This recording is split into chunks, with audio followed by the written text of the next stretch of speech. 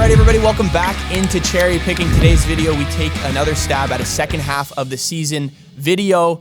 Now, week 13 of the fantasy hockey season. If you haven't seen the 6 buy lows that I gave out for the second half of the fantasy hockey season, be sure to check that video on the OwnersBox channel. Be sure to like and subscribe before we get into the video. But today's video, we're going to be looking at some sell highs for the rest of the season. A player at each position that if you have on your team, I highly recommend trading or trying to get off your team before it's too late. These are all guys that are going to be at their peak value. I'm looking for players whose shooting percentages are really high, have a pretty low expected goals for number, but goals on the ice are actually a lot higher, which means they are due for some regression. And then looking at defensemen and goalies, just looking at guys that might lose a little bit of ice time, and then also a few starts. So let's get into today's video. All right, so the first guy we're going to be looking at the center position, and one guy I think that carries a little bit of value right now because of his past 2 months is Casey Mittelstadt on the Buffalo Sabres. Certainly took this guy long enough to officially break out, but with 59 points last season, he's starting to look a lot better this year, already with 31 points through 38 games played. But I think this is kind of a plateau for Mittelstadt, or at least his value for fantasy hockey wise, and someone I think you can actually trade, kind of a 1-for-1 for someone in the same position who I think will probably carry value for a lot higher value, I should say, for the rest of the season here. So currently he's the 129th ranked fantasy hockey skater and 44th at his position being center right now. With the remaining schedule for Buffalo, it actually looks a little bit easier than it did the first half of the season for this team. You know, they have the 9th easiest remaining schedule. I know that probably looks good for Mittelstadt considering he currently leads the team in points, but I think the point getting or scoring is going to come from just a lot of different areas for this Buffalo team. I think the fact that Casey Mittelstadt is their leading scorer and they've been so bad is kind of an indication of that as well. You know, there's some superstars on their team. 2 of their best players have missed sometimes, extended period of times, that obviously helped Casey Mittelstadt get into this position as the team leading scorer. You know, you had Tage Thompson miss 9 games with an injury. Alex Tuch missed 6 games. You now have an emerging Zach Benson who actually is currently playing on Casey Mittelstadt's line and is probably the go-to guy in terms of actually scoring goals on that line, considering the other player on that line is Jordan Greenway right now.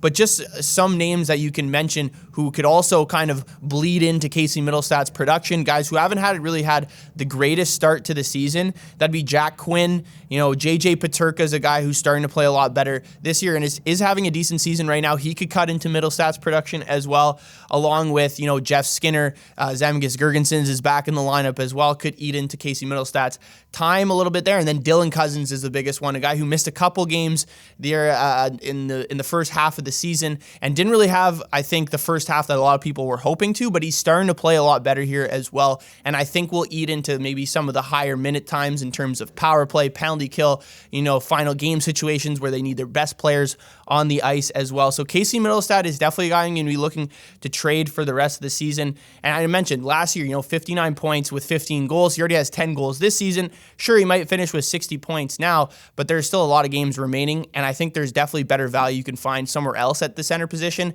And definitely a guy would be high on my list in terms of a sell high candidate. All right, so the right winger we're going to be selling high on in this video is Brock Boeser, actually. And I know that might come at a little bit of surprise considering the guy has had an incredible start to the year right now. You know, top 5 in goals scored in the NHL right now with 24, you know, tied with Sam Reinhart. I believe the only person who has more goals than these two guys right now is Austin Matthews, with Nikita Kucherov kind of in a similar spot right there. But right now he's the 5th best right winger this season, you know, 22nd ranked fantasy hockey skater when you're looking at Yahoo standard scoring.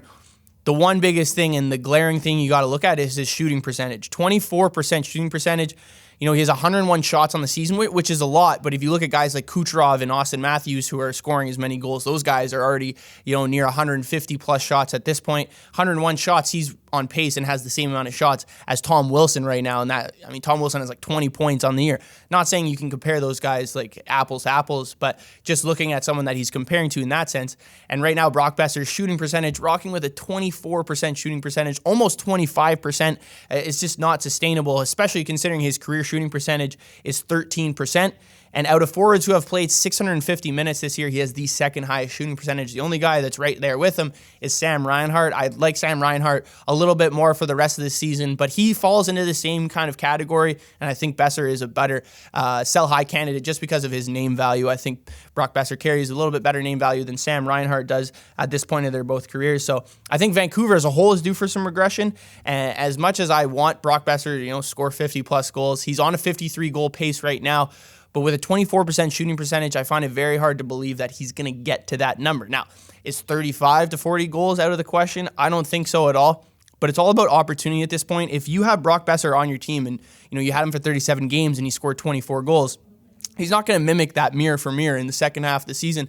You want to get rid of him for someone who maybe had a little bit of slow start of the season. Look at someone with a high expected goals for number, a low shooting percentage, and then try to take advantage of that. I wouldn't trade him for someone who has no points, but still look for someone in the top 20 range. But there's definitely a lot of volatility when looking at trade candidates for Brock Boeser at this point. So just looking at someone, a very similar case to him, and it's not totally the same one, but Bo Horvat did a very similar thing last year, and I know they're obviously not trying to trade Brock Boeser at this point, but Horvat had 31 goals in 49 games last year while he was on the Vancouver Canucks with a 22% shooting percentage. He did get traded to the Isles, who obviously struggle a little bit more to score goals, but still, he had a shooting percentage in a very similar range that Brock Boeser does right now, and then finished the second half of the season, his last 30 games with the Islanders, he scored 7 goals and had an 8% shooting percentage. So something very similar could happen to Brock Boeser. I don't think it'll be the exact same in terms of regression of that big of a drop-off, but I think you can expect a very similar kind of thing to happen here for Brock Boeser in the second half of the season, which is definitely why you should try to trade him. All right, so the left winger that we're going to be selling high on for the second half of the season is Vladimir Tarasenko on the Ottawa Senators. Now, I know for you people who are in 10 to 12 man leagues in fantasy hockey,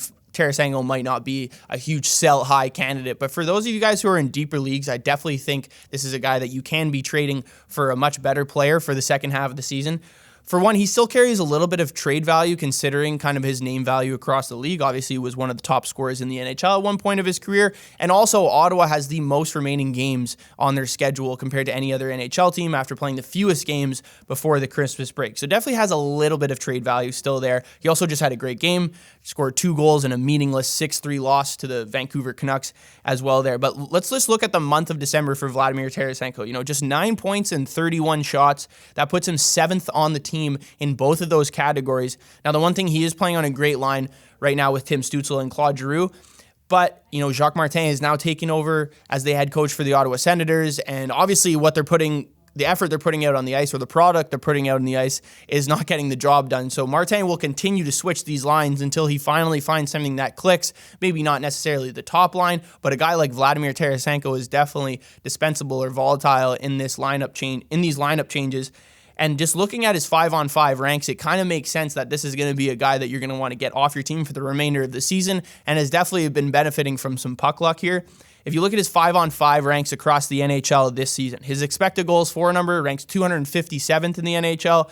His points in 5-on-5, which I believe is 15 5-on-5 points, that ranks 124th. Shots on net, 290th, and then high danger scoring chances, 281st. So that's not a guy that really gives you a ton of confidence to believe, he's going to be better in the second half of the season, or he's probably going to get a lot worse. If you're looking at kind of where he steps in right now, there's also a ton of other Ottawa players, kind of similar to that Buffalo situation, that haven't really proven to be playing their best brand of hockey in the first half of the season, where I think they can score at a much more consistent rate in the second half, like a guy like Brady Tkachuk, Tim Stützle, Josh Norris is just still coming back from not playing for a while. He's starting to score a lot more goals. Drake Batherson's starting to play a lot better as well. So Tarasenko might just get lost in the fold here. So with too many mouths to feed, I obviously think that's the biggest thing here for Vladimir Tarasenko. And just his on-style play, I don't think has really been a huge proponent of someone that you're going to want to keep on your fantasy hockey team, especially a guy who's playing 16 minutes per game, currently ranked 30th at the left wing position and 165th when we're looking at all fantasy hockey skaters right now. So definitely still has some trade value. Try to get Vladimir Tarasenko off your team. All right, so the defenseman we're going to be selling high on is Shayne Gostisbehere on the Detroit Red Wings, this is honestly a very obvious one for me. A guy who's definitely fallen down the ranks a little bit more recently as well. Had a really hot start to the season in terms of scoring for this Detroit team, like a lot of players did. And I think a lot of regression was due for this team considering they were working off one of the highest shooting percentages in the NHL. And obviously it's going to trickle down from the forwards all the way down to the defensemen here, who obviously aren't shooting a ton. 67 shots on the year for Shayne Gostisbehere. He's the 43rd ranked defenseman right now. But with the amount of points, he's top 15 in points amongst defensemen right now, tied with Michael Matheson with 27 at this point. There's a couple reasons why I don't think Shayne Gostisbehere is going to be able to keep up, the same pace that we're at, because he's right now he's on for a season above 50 points, and I think he could potentially get there, but I think there's a lot of factors kind of working against that. For one, the goalie situation for Detroit is very worrisome. You now have Husso obviously on IR. He hasn't even been playing that great when he is healthy. So now you're kind of relying on James Reimer, a goalie who's been around the league forever, and then Alex Lyon, a non-tested goalie, really only came onto the scene last year, and still even this year was coming into the Detroit Red Wings season, was third on the goalie depth chart, playing in the AHL for a good part of the first half of the season. So the Red Wings are going to need defensemen who play defense. Shayne Gostisbehere does not play defense. That has been the biggest knock against him when he was in Philly, even when he was in Arizona as well. He's great offensive defenseman, very useful on the power play, but we might see his ice time dwindle even more than it already has. I say that because he's averaging almost 3 minutes less per game than he was when he was playing in Arizona over the last 2 seasons, where he averaged 22 and 23 minutes per game. This is a guy that you can't really rely on defensively, and I think Derek Lalonde has kind of figured that out. So if Detroit continues to battle for a playoff spot here, Gostisbehere could get lost in this kind of defensive rotation if they continue to let up bad goals, and their goaltending continues to be pretty bad here. And you can kind of see it. If you look at their recent game history, you look at their last 6-game stretch, he has 4 points, which is great, has a decent amount of shots on net as well, but he's -11. I'm sorry, I don't care how good you are offensively as a defenseman. Derek Lalonde isn't going to continue to put you out there for 18 to 19 minutes per game if you're consistently being a -2 when you're a defenseman. Your main goal is to defend the puck and allow few chances getting to your pretty shitty and I would say shaky goaltending as well. So Gostisbehere is definitely a guy I think you can still trade considering how many points he has right now and kind of how he's utilized on this team. But I think his role and his production will continue to kind of fall down here as the second half of the season starts. So definitely try to trade him. All right, so the last one, the goalie position, the guy we're going to be selling high on. There were a couple I was kind of mulling over, but I think this is the best candidate considering where he currently ranks in terms of fantasy hockey goalie standings right now, and that's Connor Ingram on the Arizona Coyotes. His numbers so far this year, I do have to give him credit because last year he was a horrible goaltender. He had obviously more losses than wins. He had like 8 overtime losses last year as well. But this year he's 13-7, a 2.5 goals against average, .920 save percentage, and has 4 shutouts.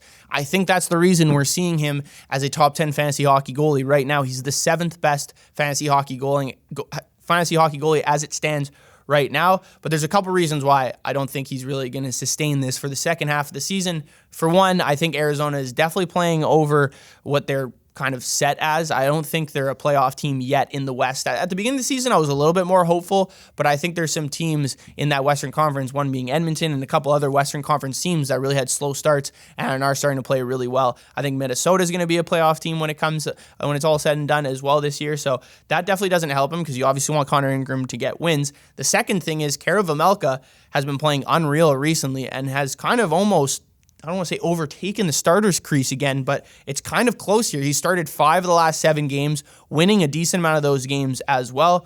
So the biggest concern there is I don't think we'll see Ingram have another month where he's starting 8 to 9 games. It could fall down to 6 or 7 games, and you certainly don't want that. You want a guy like Jussi Saros. Obviously, you're not going to be able to trade Connor Ingram for Jussi Saros, but he's starting 10 to 11 games per month. Philip Gustafsson's a good example of when he comes back from injury or when he was playing before, he was going to get up to 10 starts per month as well with a guy like Fleury in the back end. You really just want to make sure you have a guy on your team that's going to be starting on every given night. Obviously, that's the best case scenario for your goalies when playing fantasy hockey.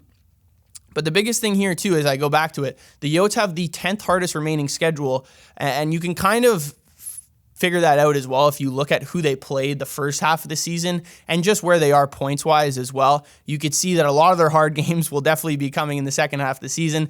A perfect example, they just played the Florida Panthers and ended up losing that one 4-1, I believe. So Their offense isn't that great, I would say, as well, in terms of creating a volume of chances, but defensively, they're even worse. They're bottom 12 in pretty much every category you can think of in 5-on-5 scoring chances allowed, high danger chances allowed, shots allowed, and expected goals allowed as well. So that doesn't bode well for Karel Vejmelka or Connor Ingram, to be very honest as well. So those are two big factors on why I think Connor Ingram will regress. I can almost guarantee he will not finish as a top 10 fantasy hockey goalie this year, as he's 7th. I could see him finishing right around the 20th range when it's all said and done. So there's definitely some goalies right now who are in that 20th range who could definitely vault up to that top 12 area. So with how good of a 2-month stretch Connor Ingram has had, he's definitely a sell high candidate, and I would definitely try to get him off your team and off your roster if you're able to. All right, thank you guys for tuning in. Let me know what you thought of the second half sell highs for the rest of the season. Avoid these players, and you should be able to win your fantasy hockey championship.